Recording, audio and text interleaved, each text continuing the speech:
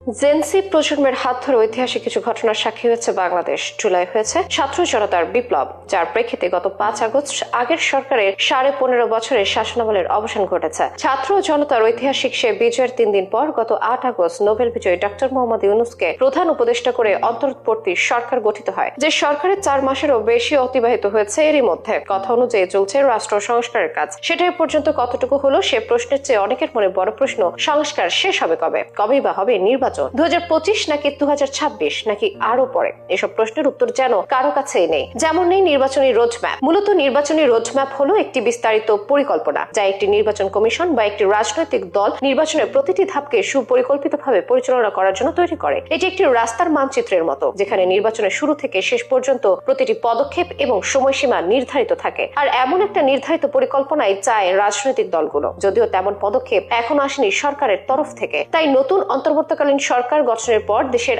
আগামী নির্বাচন কবে হবে সেটা নিয়ে নানা ধোঁয়াশা তৈরি হয়েছে। বিশেষ করে বিএনপির পক্ষ থেকে বারবার নির্বাচনী রোডম্যাপ ঘোষণার কথা বলা হলেও এতদিনে এ বিষয়ে স্পষ্ট কোনো কথা বলেনি অন্তর্বর্তী সরকার। বিশ্লেষকদের মতে রোডম্যাপ বা রূপরেখা ঘোষণা না করার ফলে দেশে একটি গুমট পরিবেশ তৈরি হয়েছে। এতে সরকারের উদ্দেশ্য নিয়েও রাজনৈতিক মহলে সন্দেহ এবং অবিশ্বাস দেখা দিয়েছে। তাদের মতে নির্বাচনী রোডম্যাপ না থাকায় পুরো মাত্রায় নির্বাচনী কার্যক্রমে নামতে পারছে না দলগুলো। ইস্যু ভিত্তিক কর্মসূচি পালন করে সময় পার করছে বিএনপি এবং সমমননা দলগুলো। অন্যদিকে আওয়ামী লীগ এবং তাদের মিত্ররা পালিয়ে বেড়াচ্ছে। দেশে বিদেশে অবস্থান করে নানা ধরনের প্রোপাগান্ডা চালিয়ে যাচ্ছে তারা। এদিকে বিএনপির অনেক নেতা বলছেন নির্বাচন নিয়ে অন্তর্বর্তী সরকারের রোডম্যাপ না থাকায় দলের পক্ষ থেকে তৃণমূলে সুনির্দিষ্ট নির্দেশনা দেওয়া সম্ভব হচ্ছে না। ভারপ্রাপ্ত চেয়ারম্যান তারেক রহমানের নির্দেশনা মোতাবেক তৃণমূলে দলকে সুসংগঠিত করার উদ্যোগেও ভেস্তে যাচ্ছে। জেলায় জেলায় সম্ভাব্য অনেক প্রার্থী থাকলেও তা চূড়ান্ত করা যাচ্ছে না। সরকার যদি নির্বাচনের একটা সুস্পষ্ট রূপরেখা দিত, এই কাজগুলো প্রতিটি দলের জন্য সহজ হতো তখন। এই ব্যাপারে বিএনপির সাংগঠনিক সম্পাদক শামা ওবায়েদ মন্তব্য করেছেন, অন্তর্বর্তী সরকারের পক্ষে সব সংস্কার করা সম্ভব নয়। নির্বাচনের জন্য যতটুকু সংস্কার দরকার, যেমন বিচার ব্যবস্থা, নির্বাচন কমিশন, জনপ্রশাসন, এগুলোর সংস্কার করে